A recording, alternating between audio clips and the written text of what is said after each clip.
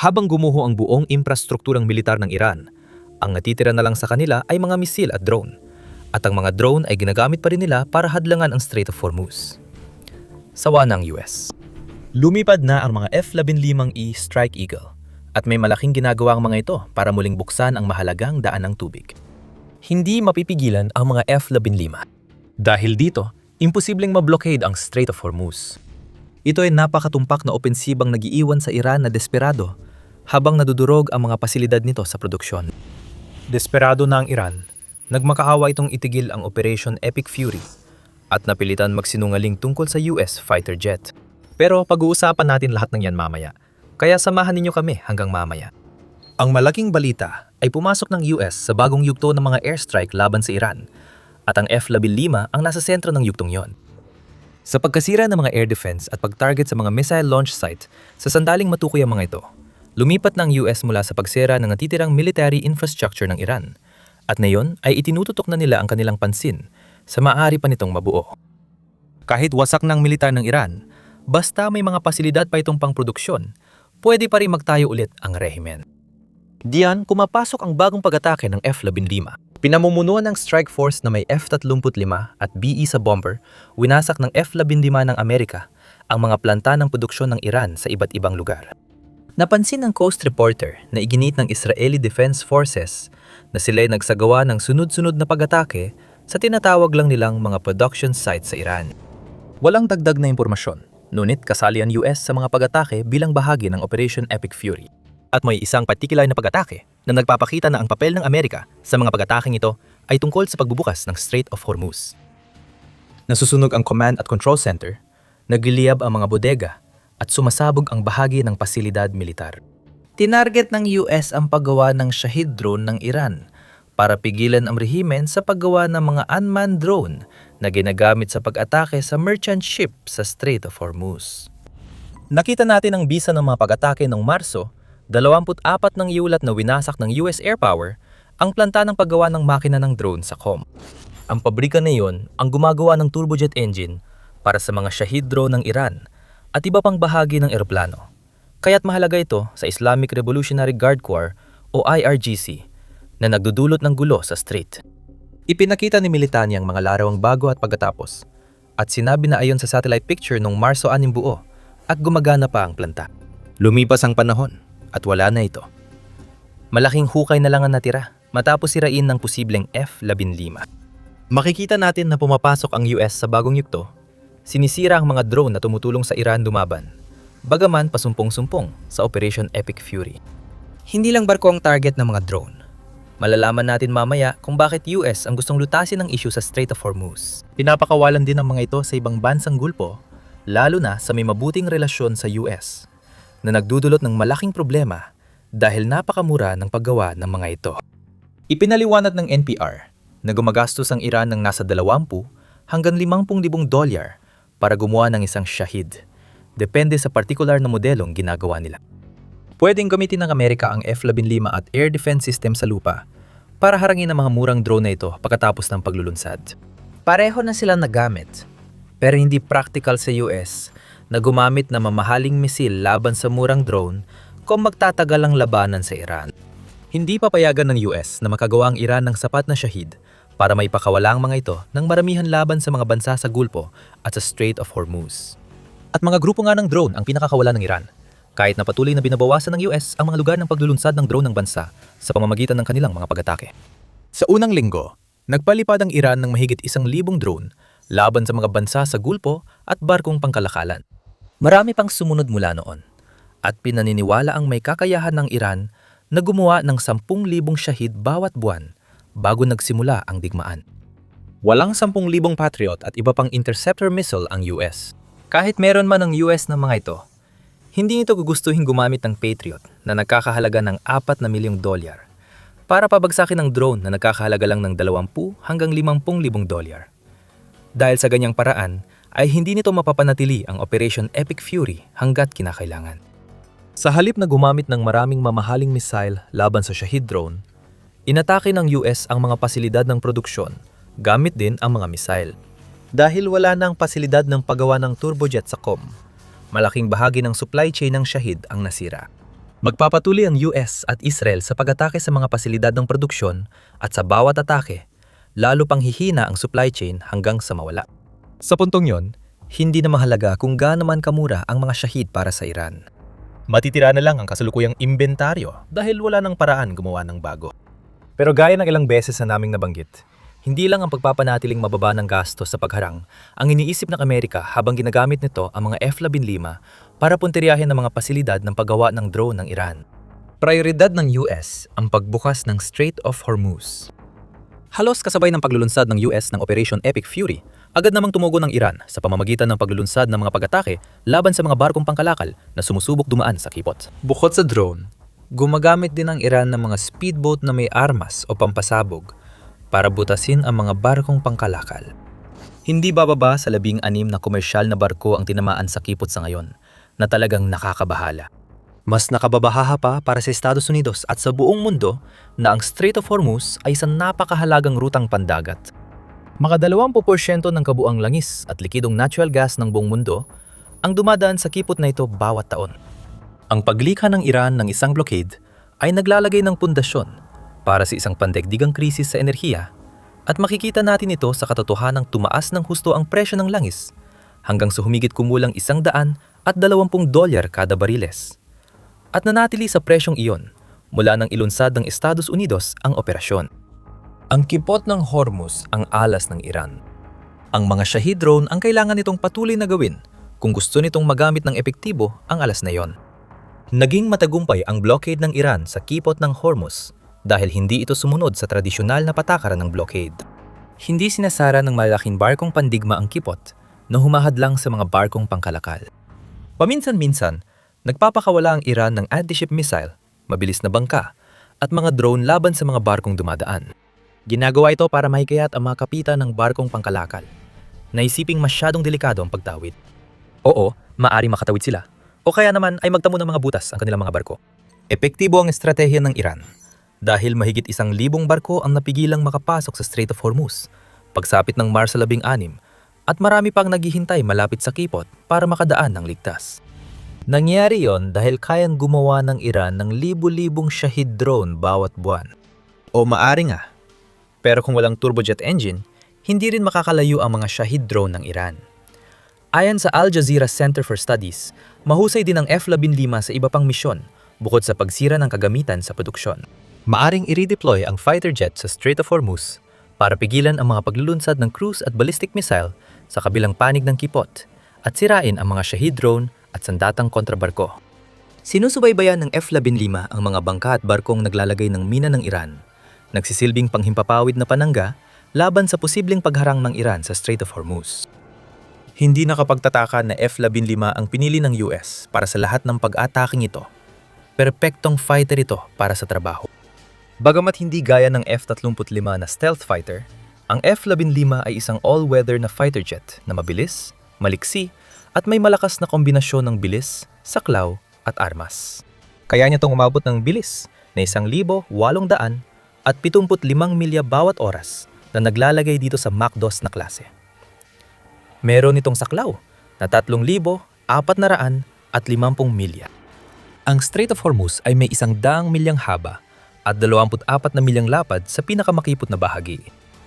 Kaya ng isang F-15 na magpalipat-lipat sa kabilat-kabilang panig ng strait ng ilang oras, tinatanggal ang mga banta habang natutuklasan ang mga ito. Ang abot at bilis ng jet ay napapahintulot. Gamitin ito sa mga atake sa malalayang bahagi ng Iran, gaya ng sa pasilidad ng QOM. May mga sandata rin tulad ng Sidewinders, AIM-100 at 20 AMRAAM at GBU-54 na bomba para sa Joint Direct Attack Munitions na kayang ikarga sa F-15. At bukod pa dyan, ang jet ay may nakalagay sa loob na M60 isa-isa 20mm 6-barrel cannon. Kasama ang siyam na raan at 40 na bala na maaari nitong gamitin para sirain ang anumang Shahid drones na ilulunsad ng Iran sa kipot. Doble ang banta ng F-15. Tina-target nito ang paggawa ng drone at bumabalik sa Strait of Hormuz para pabagsakin ang nababawasan ng supply ng Shahid ng Iran. Walang sagot ang Iran dito. Ipapaliwanag namin ito maya-maya. Pero habang nandito ka, nanonood ka ng The Military Show. Kung di ka pa nakasubscribe, pindutin mo na ang button na yon. Sinabi lang namin na walang panlaban ng Iran sa US F-15. Sa una, parang kakaibang pahayag na yon dahil hindi stealth fighter ang F-15 at malaki ang ipinuhunan ng Iran sa kanilang air defense network. Problema ng Iran ay wasak na ang kanilang air defense. Ang F-15 ay malayong nakalilipan sa Iran at Strait of Hormuz dahil agad naabot ng US ang air superiority na hindi inasahan kahit ng pinakamataas nilang leader militar sa simula ng Operation Epic Fury. Dahil sa air superiority, napilit ang gumamit ang Iran ng air defense strategy na tinawag ng national interest na shoot and scoop. Sa halip na layered network na inaasahan ng rehimen, nagagawa na lang ng Iran ngayon na maglabas ng hiwa-hiwalay na mobile air defenses, magpaputok ng missile at agad tumakas na umaasang tatama ito. Iginigit ng Iran na nangyari na ito kahit isang beses laban sa F-15 ng Amerika. Tatalakayin natin ito sa dulo ng video. Makikita na epektibong nabuwag na ang air defense network ng Iran. Dapat pa rin mag-ingat ang US at F-15 dahil maaring delikado ang magkakahiwalay na air defense system. May dahilan kung bakit mahigit 8,000 sorties nang nagawa ng US sa impapawid ng Iran mula simula ng operasyon, ayon kay Central Command Head Admiral Brad Cooper noong Marso 21. Hindi napigilan ng Iran ang US dahil wasak na air defense nila, kaya malayang makakakilos ang F-15 sa mainland at Strait of Hormuz. Makakilos ng US sa susunod na yugto ng Operation Epic Fury, kabilang ang mga pag-atake ng mga F-15 sa production facilities dahil hindi na ito binabantayan. Gaya na nabanggit natin, inuna ng US sirain ang mayroon ng Iran at ngayon nakatuon sila sa gustong itayo ng Iran. May kaunting liwanag sa dulo ng mahaba ang lagusan para sa rehimen ng Iran. Pagkakataon itong makali sa gulo at gaya ng dati, may kaugnayan na naman sa Strait of Hormuz. Noong Marso 22, nagbanta si Pangulong Donald Trump ng US na may 48 oras ang Iran para itigil ang pag-atake sa Strait of Hormuz. Kundi, bubombahin ng US ang mga pasilidad ng enerhiya ng Iran. Maaring isipin mong sapat na banta ito para magdalawang isip ang Iran, lalo na't alam nilang may mga F-15 na Amerika na nakaabang at walang kahirap-hirap na kayang tamaan ang infrastruktura ng enerhiya nila, tulad ng ginawa kamakailan sa kanilang production facilities.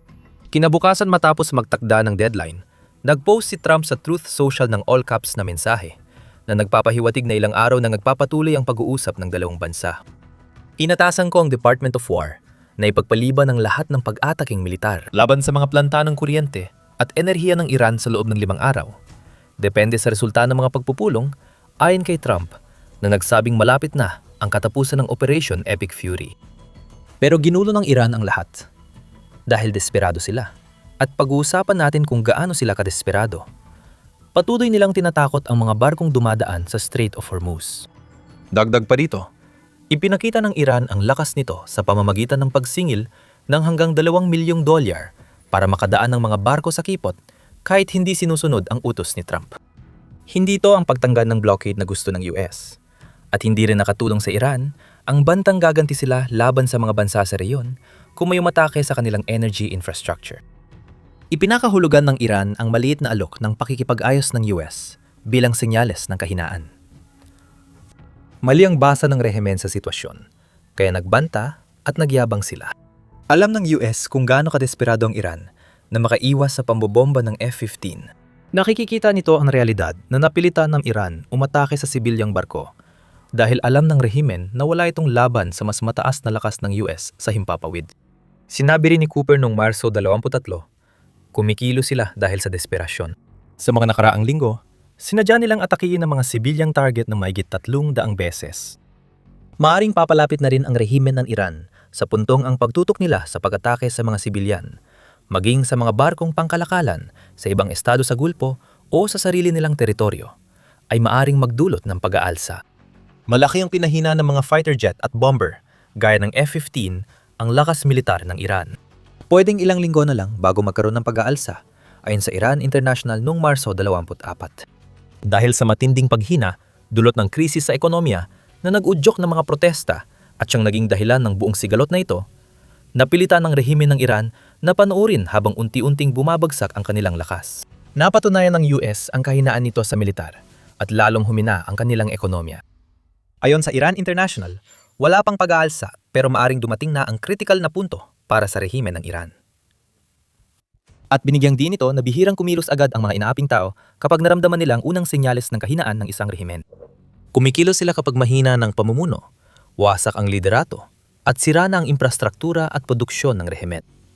Natupad na ang unang dalawang pamantayan sa Operation Epic Fury.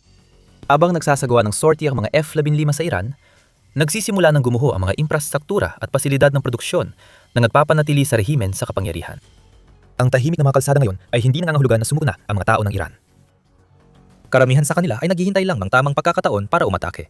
Maaaring mangyari ito matapos ang panibagong sortie ng F-15 na sisira sa mga gamit ng Iran sa produksyon na ginagamit sa panunupil sa sarili nilang tao at paggawa ng drone at armas para umatake sa labas ng bansa.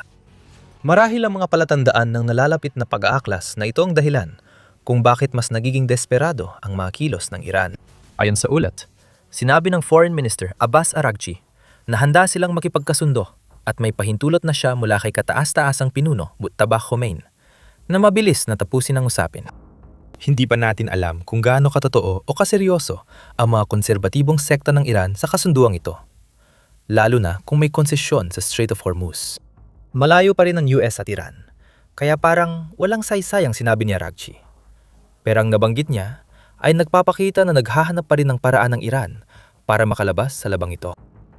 Maaaring magulat ka kung narinig mo na ang inangkin ng Iran na ginawa nito sa mismong uri ng eroplano na tinalakay natin dito. Noong Marso 22, lumabas sa Iranian media na napabagsak ng depensa sa impapawid ng Iran ang isang F-15. Hindi maaaring maging mas malino pa ang mensaheng ipinapahayag.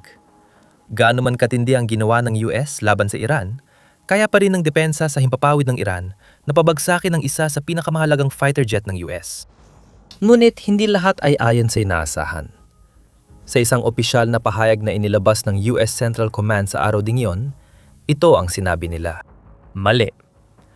May sabi-sabi na kamakailan lang ay pinabagsak ng Iran ang US F-15 sa kanilang bansa. Totoo, mahigit 8,000 combat sorties na ang ginawa ng US sa Operation Epic Fury. Wala pang US fighter aircraft na napabagsak ng Iran. Nagsisinungaling ang Iran tungkol sa umunoy na sirang F-15. Puro desperasyon lang ito. Nagpapanggap ang rehimen ng Iran na may mga tagumpay at nagsisinungaling para magmukhang malakas sa sarili nitong mamamayan sa harap ng agresyon ng US. Ipinapakita nila ang lakas para pigilan ang nalalapit na pag-aalsa na alam ng rehimen. At sa parehong panahon, habang malayang lumilipad ang mga F-15 sa impapawid ng Iran, nagpapahiwatig ang mga politiko ng bansa na gusto na nilang matapos ang lahat ng ito.